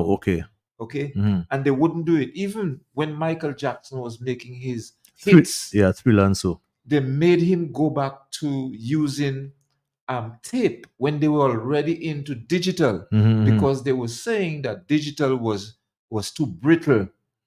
By brittle, they meant that it harshness, it's the harshness, and they were complimenting tape for being more mellow and more accommodating. And even up to now in digital, they have a thing called, they're using tape saturation, which is a simulation of what tape used to do for music in those days. So you say to the young musician now what they should do. That's the last word.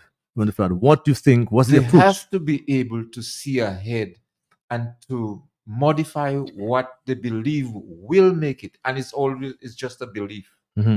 You cannot see ahead. If anybody could see ahead, we would go ahead and do it right now. So what's the trend? What's the trend, Mark? Well, what I would say, if you want to, if you talk about business, right? Yes, business-wise.